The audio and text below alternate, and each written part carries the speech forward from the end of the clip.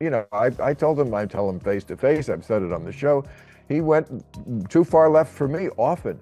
But it is encouraging to see that in at least three places I can think of, he has moved it back to the center. But he's got a long way to go if he wants to do that.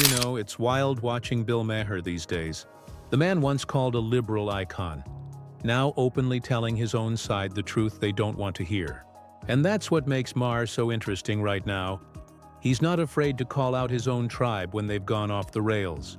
In his recent talk with Stephen A. Smith, Maher didn't hold back. He basically said, "Yeah, I used to love the Democratic Party, but what the hell happened to it?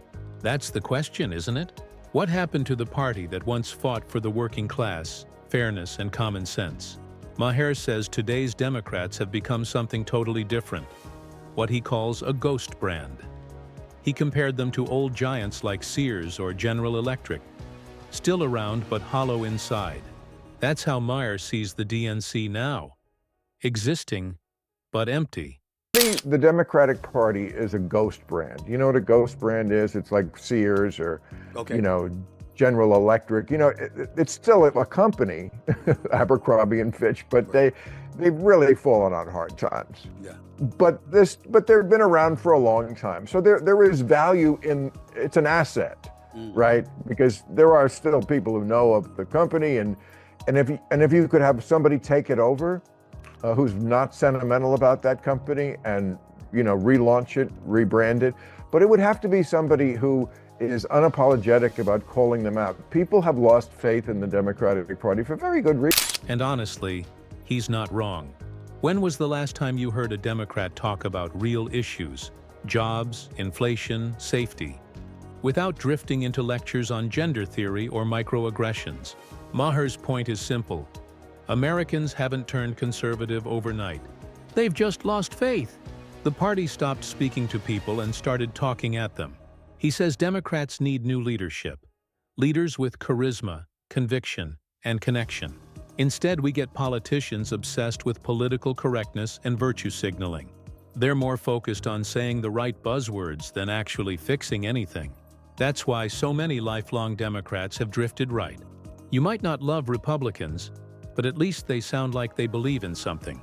Maher argues Democrats need to rediscover that emotional connection, the cultural influence Trump mastered.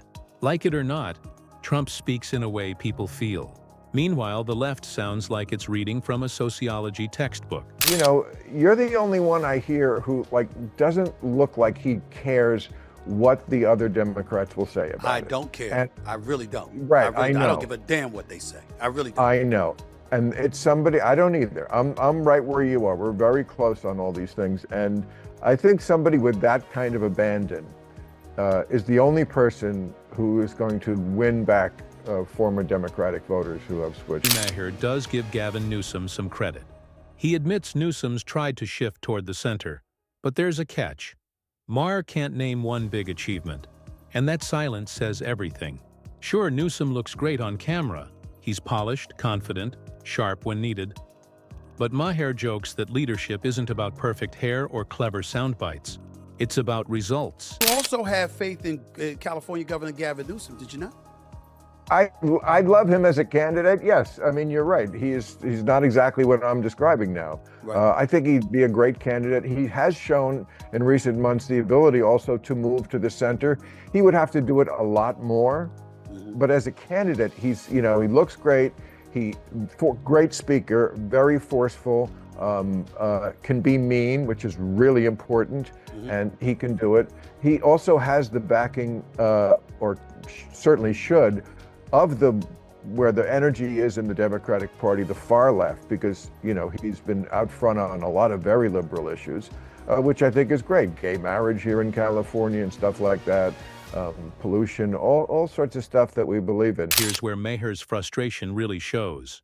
He's tired of Democrats picking style over substance, tired of leaders who focus more on pleasing far-left activists than actually governing.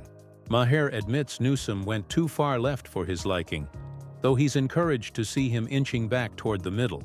Still, his warning is clear. The Democratic Party can't rebuild with the same ideas that drove voters away. But, you know, he does have a long trail to lose the baggage of governor of the most liberal state in the country. And, you know, I tell him face to face, I've said it on the show, he went too far left for me often. But it is encouraging to see that in at least 3 places I can think of, he has moved it back to the center. But he's got a long way to go if he wants to do that. But then comes the big question. Could someone like AOC or any far-left figure ever win nationally? Maher's answer, absolutely not. Sure, AOC dominates Twitter, but middle America isn't tweeting hashtags. They're raising kids and paying bills. Maher says unless Democrats stop catering to activists and start connecting with everyday Americans, they'll keep losing to Republicans who understand emotion, culture, and identity far better. Do you think a far lefty can win a national election in this day and age? A presidential election. Do you think that could happen? Far left, you mean like AOC? Yes. I'm just whether it's what you said about Newsom, whether it's an AOC. I mean, do you think somebody like that can win a general election for the presidency of the United States in this day and age? I don't think so. I don't think so either. I mean, that's, you know, anything is possible, and possibly it would excite a certain group of people who have not voted. And I mean, what if 80% of Gen Z voted?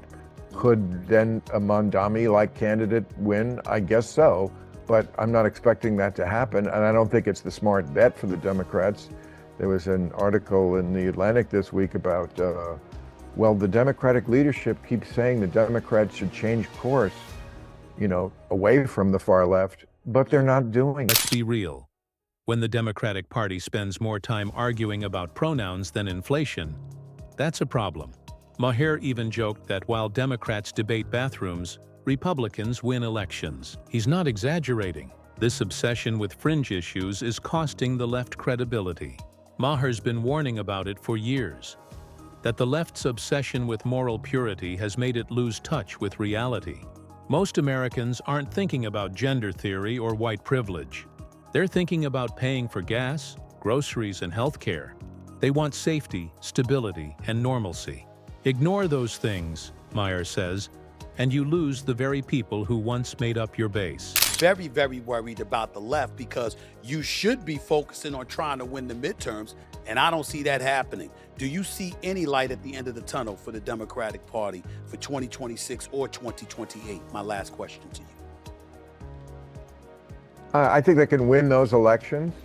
I don't think the right, as long as they appear to the right, and there is a lot of far left, as long as they appear that way to those Republicans, it doesn't matter if they win the election.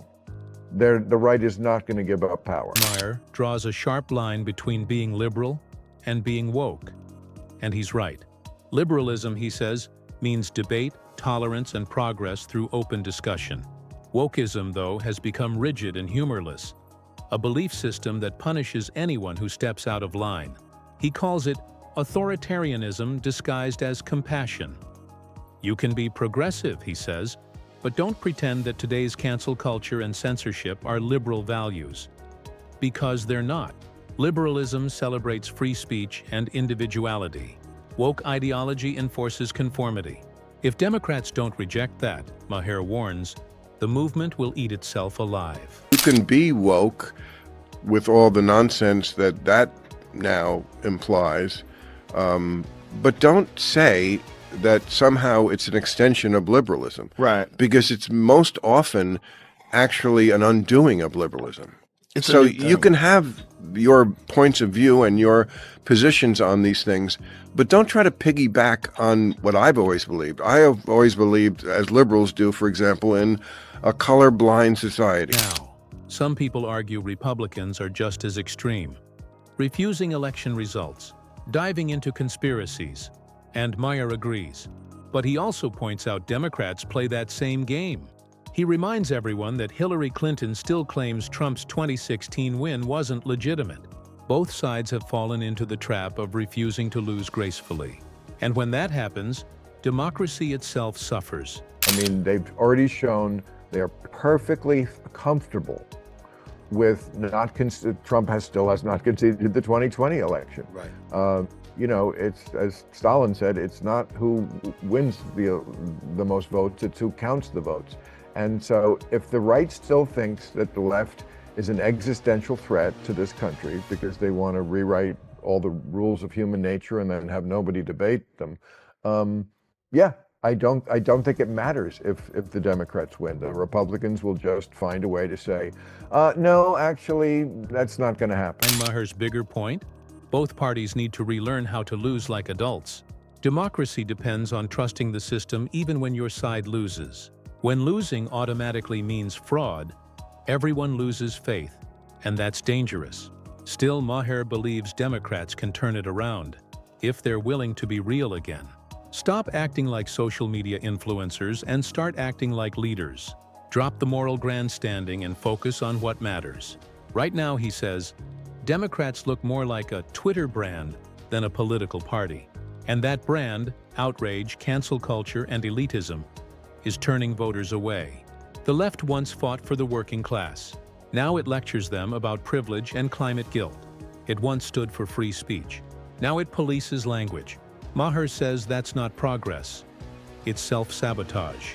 So you said that Trump wasn't going to walk away easily. Yeah. He was going to fight. You called it before anybody else Yeah. did. And you've also pointed out that, and Gavin Newsom has now jumped on that bandwagon. They think he's going to try to circumvent the 22nd Amendment, courtesy of Steve Bannon and others, circumvent the 22nd Amendment of the Constitution, and he's going to stay after 2028 in some capacity. So all of that is stuff that we can get into at a later date. Bill Maher, host of Real Time with Bill Maher on HBO. Man, I love your show. It's the best political show on television. Maher's message isn't abandon liberalism.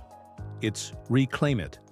Get back to reason, fairness, and genuine compassion, not online outrage. Stop treating Twitter like it's real life. Compete with ideas, not hashtags. His criticism, for all its harshness, comes from love. He wants the Democratic Party to grow up and succeed again. You can be woke, Maher says, but don't pretend it's liberalism. Liberalism is freedom of thought. Wokeism is the enforcement of it. And if Democrats can't tell the difference, they'll keep losing. Not just elections, but the people who once believed in them. So now the party stands at a crossroads. It can rediscover its backbone, reconnect with common sense, and represent normal Americans again. Or keep spiraling deeper into hashtags and moral superiority. Maher's warning is simple but powerful. You can't build a winning movement on outrage and identity politics. You build it on empathy, honesty, and practicality. Until Democrats remember that, the GOP will keep cleaning house. So yeah, whether you love Bill Maher or can't stand him, he's saying what millions quietly believe. The Democrats have lost touch with reality. Can they fix it before it's too late? Drop your thoughts in the comments. And if you enjoyed this breakdown, hit that like button, subscribe, and turn on notifications. Because trust me, this conversation is just getting started.